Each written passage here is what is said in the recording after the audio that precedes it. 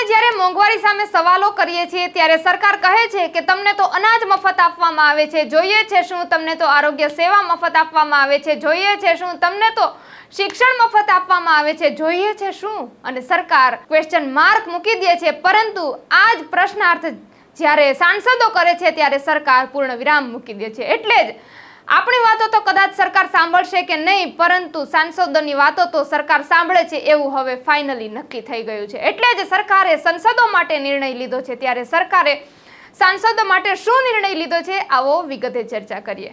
વૈષ્ણવજન તો તેને કહીએ જે પીડ પરાઈ જાનાને રે.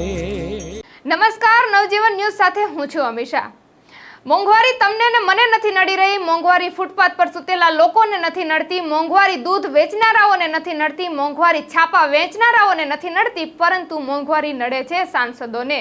એટલે જ તો કેન્દ્ર સરકાર જાગી છે અને સાંસદો માટે નિર્ણય લીધો છે. કેન્દ્ર સરકારે બંને સદનના 788 જેટલા સાંસદોનો પગારમાં વધારો કર્યો છે. હાલ 24% સાંસદનો પગાર વધારો જોવા મળી રહ્યો છે. પહેલા સાંસદોને 1 લાખનો પગાર મળતો હતો, જ્યારે 24% વધારો કરવામાં આવ્યો છે. એટલે હવે સાંસદોને 1,24,000નો પગાર મળી રહેશે. એટલું જ નહીં, પરંતુ જે દિન પ્રતિદિન ભથ્થું મળતું હતું 2000, તેમાં પણ વધારો કરવામાં આવ્યો છે અને આ 2000માં 500 રૂપિયાનો વધારો કરવામાં આવ્યો છે. એટલે હવે દિન પ્રતિદિન 2500 રૂપિયા સાંસદોને મળશે. પરંતુ સાથે સાથે પૂર્વ સાંસદો માટે પણ સરકારે વિચાર્યું હોય તેવું લાગે છે. એટલે જ પૂર્વ સાંસદોને 25,000 પેન્શન મળતું હતું, તેમાં પણ 6,000નો વધારો કરી દેવામાં આવ્યો છે અને તેને 31,000 પેન્શન મળી રહેશે.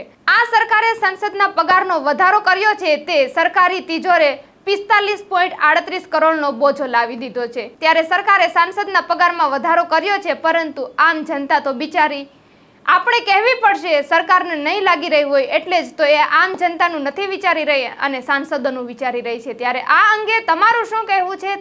સવાલો અમે તમારા ઉપર છોડીએ છીએ. તમારા પ્રતિભાવો અમને કમેન્ટમાં જરૂર જણાવજો. ત્યાં સુધી અત્યારે મને અને મારા સાથી આસિફ કાદરીને રજા આપશો.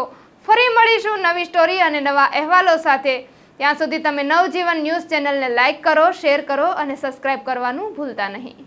વૈષ્ણવજન તો તેને કહીએ જે પીડ પરાઈ